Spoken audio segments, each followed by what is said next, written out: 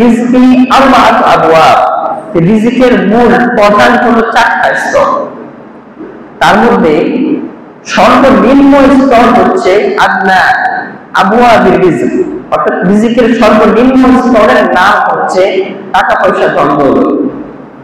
অর্থাৎ আমরা বর্তমান যেটার পিছনে ছোটাছুটি করতেছি দুনিয়ার মানুষ, যেটার জন্য আমরা একদম নিজের জীবনকে উৎসর্গ করে দিচ্ছি, আল্লাহর হারামের কোনো বিবেচনা করতেছি না। আল্লাহকে শুকরিয়া জাল্লা পাক রব্বুল আলামিন আমাদেরকে পবিত্র শুক্রবার দিন তার মহান হুকুম পালন করার উদ্দেশ্যে, জুমার নামাজ আদায় করার উদ্দেশ্যে আগে মসজিদে এসে সামনের কাতারে বসার তৌফিক দান করেছেন। এজন্য সেই মহান রব্বুল আলামিনের দরবারে অন্তরস্থল থেকে শুকরিয়া জ্ঞাপন করি। আলহামদুলিল্লাহ।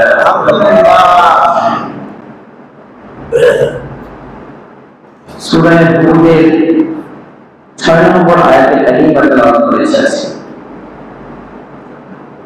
উক্ত আয়াতের মধ্যে আল্লাহ পাক রব্বুল আলামিন অত্যন্ত গুরুত্বপূর্ণ একটা বিষয় নিয়ে কথা বলেছেন।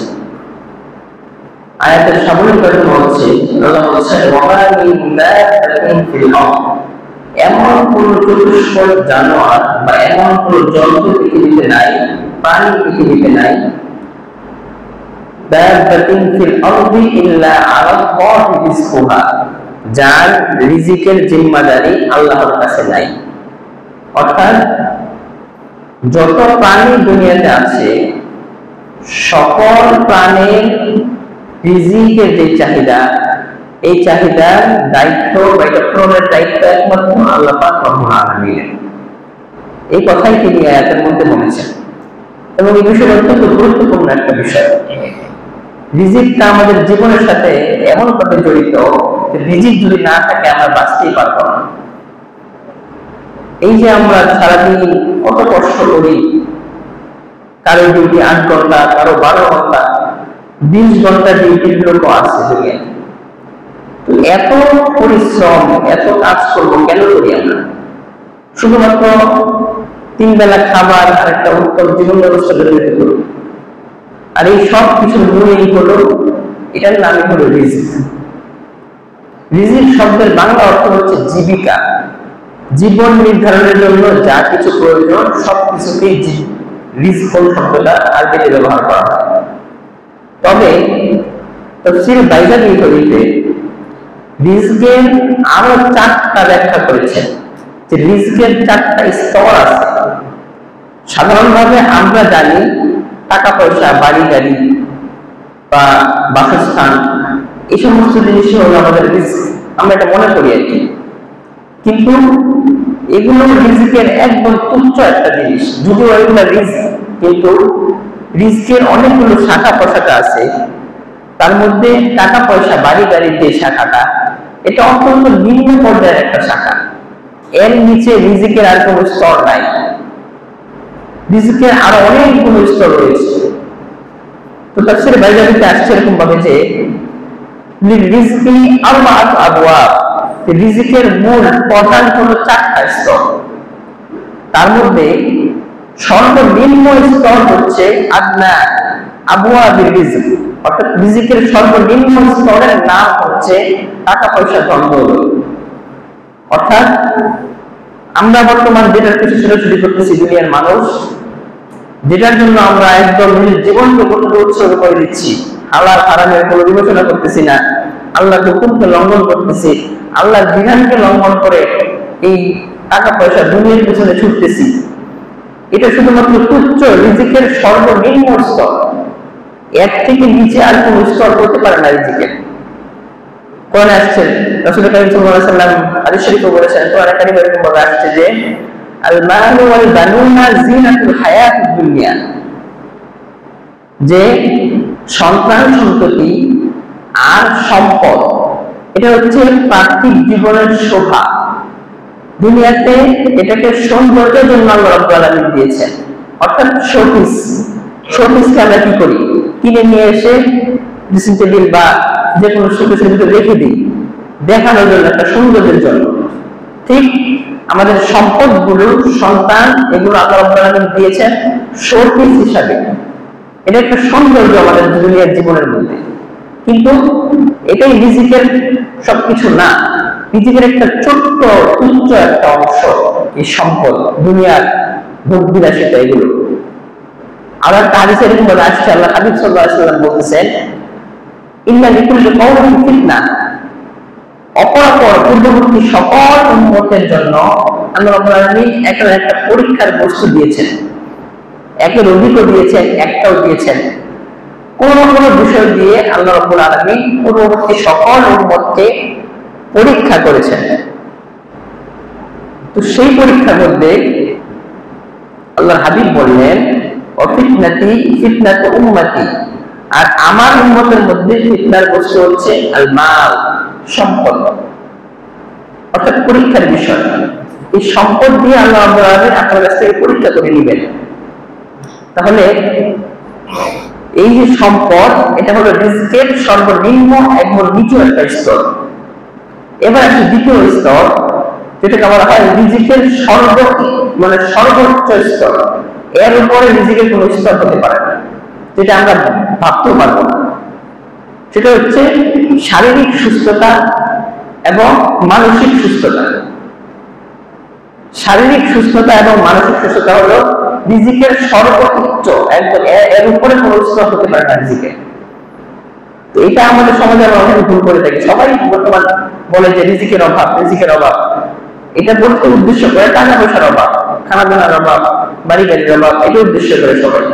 কিন্তু রাসূল বলতেছেন রিজিকের সর্বোচ্চ স্তর হচ্ছে সুস্থতা, শারীরিক সুস্থতা এবং মানসিক সুস্থতা এটার মধ্যে শামিল আছে। দেখেন, মানুষের টাকা পয়সা অনেক আছে, বড়লোক যারা দেখবেন কোটিপতি, অনেক টাকা পয়সা, ইচ্ছা করলে যে কোনো কিছু করতে পারে, দুনিয়ার যে কোনো কিছু ইচ্ছা করলে তার নিজের কাছে নিয়ে আসতে পারে। যে কোনো দামি দামি খাবার সে কিনে আনতে পারে, তার সে যোগ্যতা আছে, টাকা পয়সা সম্পদ আল্লাহ দিয়েছেন। কিন্তু ডায়াবেটিস বা এমন রোগ, যে রোগে ডাক্তার নিষেধ করেছে যে আপনি এক কাপ ভাত বা কিছু রুটি বা একটা ফলের একটা পিস, এগুলো ছাড়া আপনি কিছু খেতে পারবেন না। তো দেখেন, ওই ব্যক্তি বুঝতেছে যে আসলে শারীরিক সুস্থতা কি জিনিস, কারণ তার সব খাবার নিষেধ, তার খাবারের মধ্যে একটা পরিমাণ নির্ধারণ করে দেওয়া আছে। যদিও সে তার কোটি কোটি টাকা দিয়ে দুনিয়ার যে কোনো খাবার তার কাছে নিয়ে আসতে পারে, কিন্তু সে তার গলা দিয়ে এই খাবার পেটে ঢোকাতে পারে না, কারণ আল্লাহ রাব্বুল আলামিন তার থেকে সেই রিজিকটা উঠিয়ে নিয়েছেন। তাহলে রিজিকের সর্বোচ্চ স্তর হচ্ছে শারীরিক সুস্থতা। আল্লাহ হাবিবের হাদিসটা হলো এরকম যে নি'মাতানি মাগবুবুন ফিহা কাসীরুম মিনান নাস, যে আল্লাহর দুইটা নিয়ামত দুনিয়াতে মানুষদেরকে আল্লাহ দিয়ে থাকেন, যে দুইটা নিয়ামতের ব্যাপারে মানুষ সবথেকে বেশি ধোঁকায় পড়ে। অর্থাৎ মানুষ ধোঁকায় পড়ে যায় যে আসলে একটা নিয়ামত করতে পারে। তার মধ্যে একটা হলো আসিহা, শারীরিক সুস্থতা, আর একটা হচ্ছে আল ফারাগ। ফারাগ বলা হয় কর্মব্যস্ততা ছাড়া যে সময়টা আমাদের থাকে, অর্থাৎ ফ্রি টাইম, যে সময়গুলোতে আমাদের কোনো ব্যস্ততা নাই, অবসর সময়। তো এই অবসর সময় আর সুস্থতা, এই দুইটা অবস্থা যখন আমাদের থাকে, তখন আমরা কি করি, এই ব্যাপারে, এই দুইটা অবস্থার ব্যাপারে আমরা ধোঁকায় পড়ি। অর্থাৎ এই দুটো সময়কে আমরা সঠিক কাজে লাগাতে পারি না। দেখা যায় কোনো না কোনো ভাবে এই দুটা সময় আমরা আল্লাহ নাফরমানিতে অথবা ইবাদত ছাড়া কোনো কাজে আমরা কাটিয়ে দিই। এই জন্য রাসূল বলতেছেন যে দুটো নিয়ামতের ব্যাপারে সব থেকে বেশি মানুষ ধোঁকায় পড়ে। ঠিক এটার মতো। এবার আসি মানসিক সুস্থতা। শরীর আপনার খুবই ভালো, কিন্তু মন খুবই খারাপ, কলমটা খুবই খারাপ, আর কলম যদি খারাপ থাকে পুরা শরীরটা খারাপ। হাদিসে আসছে এরকম ভাবে যে আল্লাহ হাবিব বললেন যে ইন্না লিকুল্লি জাসাদিন মুদগাতান, যে মানুষ প্রত্যেকটা মানব দেহের হৃদয়ে, মানে মানব দেহের মধ্যে একটা গোশতের টুকরা আছে। মানব দেহের মধ্যে একটা গোশতের টুকরা আছে, ইজা সলহাত সলহাল জাসাদু কুল্লু, যদি ওই গোশতের টুকরাটা ঠিক থাকে তাহলে পুরো বডি ঠিক। আর ওয়া ইজা ফাসাদা জাসাদু ফাসাদা জাসাদু কুল্লুহু, যদি ওই গোষ্ঠীর টুকরাটা খারাপ থাকে তাহলে পুরো বডিটা খারাপ হয়। এগুলো হচ্ছে অন্তরের কথা। রাসূল বলছেন আলা তোমরা জেনে রাখো ওহিয়াল কলব, সেটা হচ্ছে হৃদয়। তাহলে হৃদয়ের প্রশান্তি সুস্থতা এটা হচ্ছে রিজিকের সর্বোচ্চ সুস্থতা। আবার হাদিসে এরকম পাওয়া যায় যে বিনান নাফসি খায়রুল বিনান নাফসি, যে সর্বোত্তম বা সর্বোচ্চ সুস্থতা হলো অন্তরের সুস্থতা। এখন আমি আমার বাহ্যিক টাকা পয়সা দিয়ে সবকিছু করতে পারি, কিন্তু দেখা যায় ঘরের মধ্যে আমার সন্তান কথা শোনে না, অবাধ্য সন্তান, স্ত্রী কথা শোনে না, অবাধ্য স্ত্রী, আরো নানান ব্যবসার মধ্যে ঝামেলা, বাড়ি ঘরের মধ্যে, পরিবারের মধ্যে, বংশের মধ্যে, জায়গা জমি নিয়ে ভেজাল, নানান ধরনের চিন্তা ভাবনা বা নানান ধরনের খারাপ অবস্থা আমার মনের মধ্যে প্রতিনিয়ত ঘুরপাক খাচ্ছে। আমি খাচ্ছি ঘুমাচ্ছি কিন্তু আমার অন্তর সুস্থ না, সারাদিন ওই চিন্তা। অথবা দেখা যায় বড় কোনো দুরারোগ্য ব্যাধিতে আমার প্রিয়জন আক্রান্ত হয়ে গেছে, ওই প্রিয়জনের কষ্টে আমি নিজেও কষ্ট পাচ্ছি, তাকে দেখতেছি হাসপাতালে, তার কষ্টে আমি নিজেও কষ্ট পাচ্ছি। দেখেন, তাহলে ধরা হবে তার এই শারীরিক সুস্থতা এবং মানসিক সুস্থতার যে রিজিক, এটা আল্লাহ তাকে দেয়। তাহলে এইগুলো রিজিকের সর্বোচ্চ স্তর। এবার আছে তৃতীয় স্তর। রিজিকের তৃতীয় স্তর হচ্ছে সর্বোত্তম স্তর। একটা বলছি সর্বোচ্চ, আর এটা হলো সর্বোত্তম, যেটা পার্থক্য আছে। 3 নম্বর স্তর হচ্ছে সর্বোত্তম স্তর। সর্বোত্তম স্তরের মধ্যে আসে নেককার স্ত্রী এবং নেককার সন্তান। যেটা পূর্বে বলেছি, যে যে কারণে অশান্তি, মানসিক অশান্তি হওয়ার সম্ভাবনা থাকে, বদকার স্ত্রী এবং অবাধ্য সন্তান, ঠিক এই জিনিসটাই রিজিকের তৃতীয় বা তৃতীয় স্তর, যেটা হচ্ছে সর্বোত্তম স্তর, নেককার স্ত্রী এবং নেককার সন্তান। নেককার স্ত্রীর সংখ্যা শুধুমাত্র যে 5 ওয়াক্ত নামাজ পড়ে রোজা রাখে তা না, নামাজ পড়ে রোজা রাখে তো আছেই, এটা ছাড়াও আরো 4টা এরকম গুণ আছে যেগুলো যদি থাকে তাহলে বুঝবেন আপনার স্ত্রী বা আমাদের স্ত্রী নেককার। আর যদি এই 5টা গুণ স্ত্রীর মধ্যে না থাকে তাহলে বুঝবেন আপনি রিজিকের সর্বোত্তম পন্থা পান নাই, এই রিজিকটা আল্লাহ আপনাকে দেয়। নেককার স্ত্রী বুঝতে হলে 5টা গুণাবলী আছে স্ত্রীর মধ্যে, খেয়াল করতে হবে। সর্বপ্রথম তো এটা আছে যে আল্লাহ রাব্বুল আলামিন যে আদেশ করেছেন, নিষেধ করেছেন, এগুলোকে যথাযথভাবে পালন করা, নামাজ পড়া, রোজা রাখা এবং পর্দা করা, যে যে বিধান নারীদের জন্য আল্লাহ রাব্বুল আলামিন নির্ধারণ করে দিয়েছেন, এই সমস্ত বিধানকে সে পরিপূর্ণভাবে পালন করবে, এটা হলো 1 নম্বর গুণ। দ্বিতীয় গুণ হচ্ছে তাহফাজুল ফারজা ইদা ইনদা জিয়াবি যাওজিহি, তার স্বামীর অনুপস্থিতিতে তার লজ্জাস্থানকে, সতীত্বকে যদি হেফাজত করতে পারে তাহলে সে তাকে ধরা হবে নেককার স্ত্রী। নেককার স্ত্রীর দ্বিতীয় গুণ। এবার তৃতীয় গুণ, আল্লাহ হাবিব আরো একটা হাদিসে বলতেছে, এই 4টা গুণ কিন্তু মোটামুটি 3-4টা হাদিসের মধ্যে আসছে। আমি চেষ্টা করেছি সহজভাবে আপনাদেরকে সবটাকে দেখে অল্প অল্প নিয়ে এই আলোচনাটা করার। সবগুলো হাদিস বলতে গেলে সময় অনেক লম্বা হয়ে যাবে। 3 নাম্বার নেককার স্ত্রীর গুণ হচ্ছে যে তুসির প্রতি ইদা নাযরা, ওই নারী যে নারীর দিকে তাকালে স্বামীর অন্তর খুশি হয়ে যায়, যে নারীর দিকে একবার দৃষ্টিপাত করলে স্বামীর অন্তর খুশি হয়ে যায় এবং স্ত্রী অন্তর খুশি হয়ে যায়, সে মনে মনে আনন্দিত হয় যে আমার স্বামী আমার দিকে তাকিয়েছে। এই গুণটা যদি না থাকে তাহলে বুঝবেন আপনার স্ত্রী নেককার না। স্পষ্ট আমি আমার কথা বলতেছি না, হাদিসের কথা বলতেছি। তো এটা হলো নেককার স্ত্রী চেনার 3 নম্বর উপায়। 4 নম্বর উপায় হচ্ছে যে নেককার স্ত্রী কাকে বলে। 4 নম্বর উপায় হচ্ছে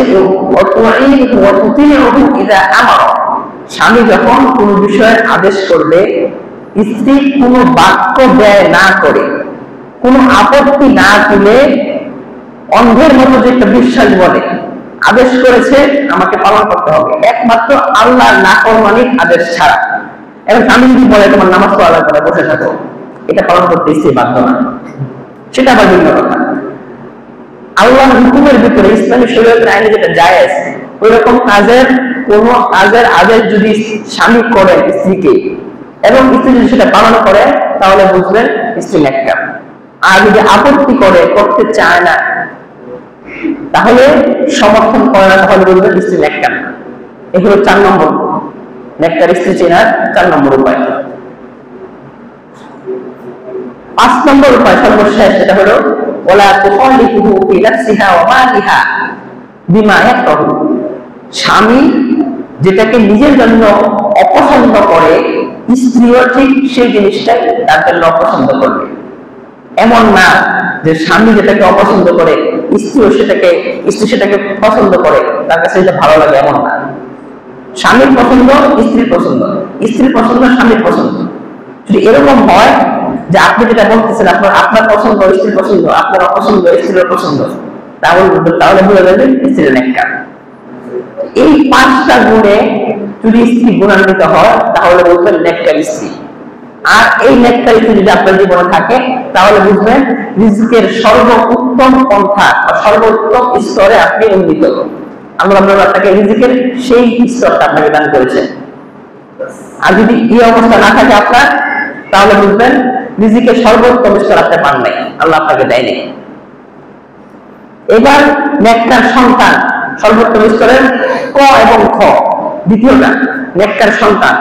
দেখেন নেককার সন্তান জীবনে কতটা গুরুত্বপূর্ণ। হযরত ইব্রাহিম আলাইহিস সালাতু ওয়াস সালাম, হযরত জাকারিয়া আলাইহিস সালাতু ওয়াস সালাম সহ অনেক আম্বিয়া আলাইহিস সালাতু ওয়াস সালামগণ আল্লাহর কাছে নেককার সন্তান চেয়ে দোয়া করেছেন। একটা দোয়া আমরা সবাই জানি, রব্বানা হাব লানা মিন আজওয়াজিনা ওয়া মিন যুররিয়াতিনা কুররাতা আ'য়ুন। শব্দের অর্থ হচ্ছে রব্বানা, হে আমার রব, হাব লানা, আপনি আমাদেরকে দান করেন, মিন আজওয়াজিনা, আমাদের স্ত্রীদের থেকে, মিন লাদুনকা যুররিয়াতান, এমন বংশধর বা এমন নেককার সন্তান, কুররাতা আ'য়ুন, যেটা আমাদের চোখের শীতলতা হবে। চোখের শীতলতা মানে যার দিকে, যে সন্তানের দিকে তাকালে আপনার হৃদয়টা পড়ে যাবে যে না, আমার সন্তান, এটা আমার শক্তি, বাধ্য সন্তান। এটা হলো এক নবীর দোয়া। আরো এক নবী দোয়া করতেছেন, রব্বি হাবলি মিন লাদুনকা যুররিয়াতান তাইয়্যিবা, হে আমার রব, আপনি আমাকে উত্তম বংশধর দান করেন, মানে উত্তম সন্তান দান করেন।